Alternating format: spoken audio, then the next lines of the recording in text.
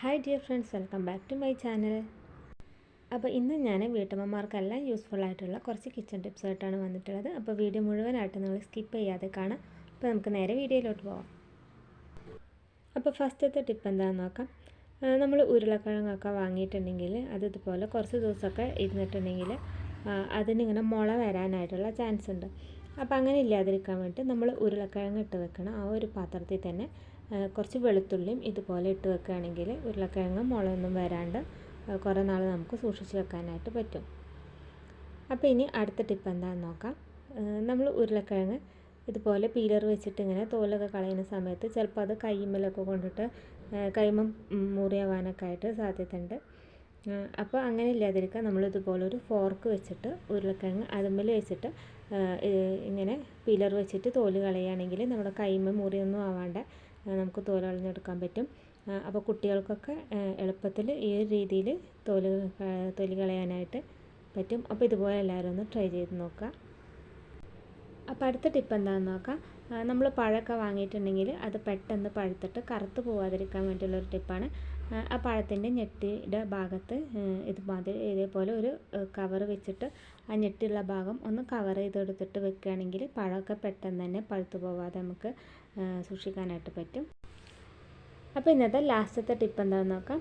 അപ്പോൾ ഞാനിതാ കരിഞ്ഞ് പിടിച്ചിട്ടുള്ള ഒരു പാത്രം എടുത്തിട്ടുണ്ട്. അപ്പോൾ ഞാനിത് ക്യാരറ്റ് വേവിക്കാനായിട്ട് ഗ്യാസമ്മ വെച്ചിട്ട് മറന്നു പോയതാണ്. അപ്പോൾ അതൊക്കെ ആകെ കരിഞ്ഞ് പിടിച്ചിട്ടുള്ള ഒരു പാത്രമാണിത്.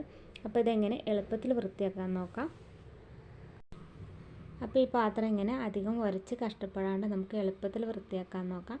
അപ്പോൾ ഞാനിതാ ആ പാത്രം എടുത്തിട്ട് ഗ്യാസിൻ്റെ മുകളിൽ വെച്ച് കൊടുത്തിട്ടുണ്ട്. ഇനി അതിലേക്ക് കുറച്ച് വെള്ളം ഒഴിച്ച് കൊടുത്തിട്ടുണ്ട്. ഇനി ഞാൻ ഫ്ലെയിം ഒന്ന് ഓണാക്കി കൊടുക്കുന്നുണ്ട്.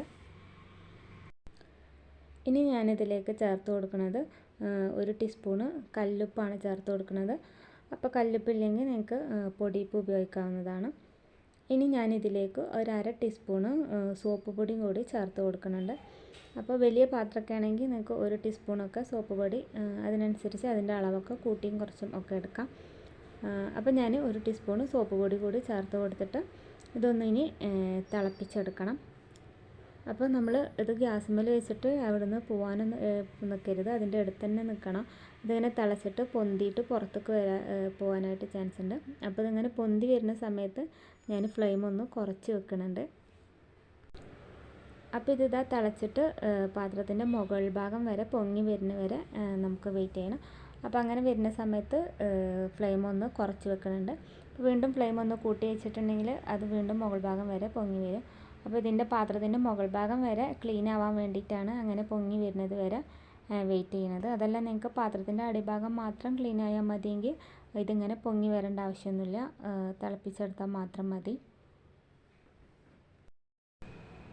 അപ്പം ഞാനിതാ കുറച്ച് സമയം ഇതുപോലെ പാത്രത്തിൻ്റെ മുകൾ ഭാഗം വരെ ഇങ്ങനെ പൊങ്ങി വരുന്ന രീതിയിൽ ആക്കിയതിന് ശേഷം ഫ്ലെയിം ഓഫ് ചെയ്ത് കൊടുക്കുന്നുണ്ട്. അപ്പം ഞാനിതാ ഫ്ലെയിം ഓഫ് ചെയ്തിട്ടുണ്ട്.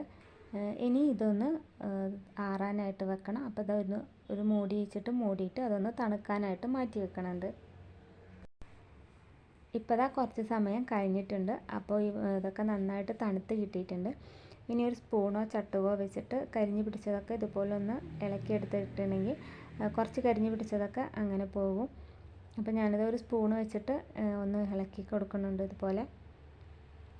ഇനിയിപ്പോൾ ഞാനിതാ ഈ ഒരു വെള്ളം വേറൊരു പാത്രത്തിലേക്ക് മാറ്റിയിട്ട് കാണിച്ചു തരാം. ഇപ്പം ഞാനിതാ ആ വെള്ളം വേറൊരു പാത്രത്തിലേക്ക് മാറ്റിയിട്ടുണ്ട്. ഇനി ഇതാ ഇതിൻ്റെ അടിയിൽ കുറച്ചും കൂടെ കരിഞ്ഞ് പിടിച്ചത് പോകാനുണ്ട്. അപ്പോൾ ഇനി ഞാനിതിലേക്ക് കുറച്ച് പാത്രം കഴുകണ ലിക്വിഡാണ് ഒഴിച്ച് കൊടുക്കുന്നത്. അപ്പോൾ നിങ്ങൾക്ക് വേണമെങ്കിൽ പാത്രം കഴുകണ വിമിൻ്റെ സോപ്പ് അതൊക്കെ ഉപയോഗിക്കാം. ഇനി ഈ സ്ക്രബ്ബർ വെച്ചിട്ട് ജസ്റ്റ് ഒന്ന് സ്ക്രബ് ചെയ്ത് കൊടുക്കണുള്ളൂ. നന്നായിട്ട് നമ്മൾ ഉരച്ച് ബുദ്ധിമുട്ടേണ്ട ആവശ്യമൊന്നുമില്ല. ജസ്റ്റ് ഒന്ന് സ്ക്രബ്ബർ വെച്ചിട്ട് ഉരച്ച് കൊടുത്തിട്ടുണ്ടെങ്കിൽ ആ കരിഞ്ഞ് പിടിച്ചതൊക്കെ പെട്ടെന്ന് തന്നെ പോയി കിട്ടും. അപ്പോൾ ഇതുപോലെ പാത്രത്തിൻ്റെ അടിഭാഗത്തും സൈഡ് ഭാഗത്തും ഒക്കെ ഞാൻ സ്ക്രബ്ബർ വെച്ചിട്ട് ഒന്ന് ഉരച്ച് കൊടുക്കുന്നുണ്ട്. അപ്പോൾ ഇത് വീഡിയോ കണ്ടുകൊണ്ടിരിക്കുന്ന സമയത്ത് നിങ്ങൾക്ക് വീഡിയോസൊക്കെ ഇഷ്ടമാവുകയാണെന്നുണ്ടെങ്കിൽ ചാനലൊന്ന് സബ്സ്ക്രൈബ് ചെയ്ത് സപ്പോർട്ട് ചെയ്യുക. പിന്നെ നിങ്ങളുടെ അഭിപ്രായങ്ങളും നിർദ്ദേശങ്ങളൊക്കെ താഴെ കമൻറ്റ് ചെയ്യുക. അപ്പോൾ നിങ്ങൾക്ക് യൂസ്ഫുൾ ആവുകയാണെങ്കിൽ അതുപോലെ തന്നെ വേറെ ആർക്കെങ്കിലും ഉപകാരപ്പെടുന്നതെന്ന് തോന്നുകയാണെങ്കിൽ അവർക്കൊന്ന് ഷെയർ ചെയ്ത് കൊടുക്കാം. അപ്പം ഞാനിത് നല്ലതായിട്ടൊന്ന് സ്ക്രബ് ചെയ്തെടുത്തിട്ടുണ്ട്. ഇനി ഇതൊന്ന് വാഷ് ചെയ്ത് കാണിച്ചു തരാം. അപ്പോൾ ഇതാ പാത്രത്തിൽ കരിഞ്ഞു പിടിച്ചതൊക്കെ പോയിട്ട് പാത്രം നല്ല ക്ലീൻ ആയിട്ട് തന്നെ കിട്ടിയിട്ടുണ്ട്. അപ്പോൾ നിങ്ങൾക്ക് കാണുമ്പോൾ തന്നെ മനസ്സിലാവും പാത്രം നല്ല പുതിയതുപോലെ തന്നെ ആയി കിട്ടിയിട്ടുണ്ട്. അപ്പോൾ എല്ലാവർക്കും പറ്റുന്നൊരു തെറ്റാണ്. അതുപോലെ നമ്മൾ അടുപ്പത്ത് എന്തെങ്കിലുമൊക്കെ വെച്ചിട്ടുണ്ടെങ്കിൽ മറന്നു പോയിട്ട് പാത്രമൊക്കെ കരിഞ്ഞു പിടിക്കാനായിട്ട് ചാൻസ് ഉണ്ട്. അപ്പോൾ ഇതുപോലെ ഒന്ന് ട്രൈ ചെയ്ത് നോക്കിയിട്ട് എൻ്റെ അഭിപ്രായങ്ങളൊക്കെ താഴെ കമൻറ്റ് ചെയ്യുക. അപ്പോൾ ഇൻഷാ അല്ലാഹ് നമുക്ക് മറ്റൊരു വീഡിയോയിൽ കാണാം.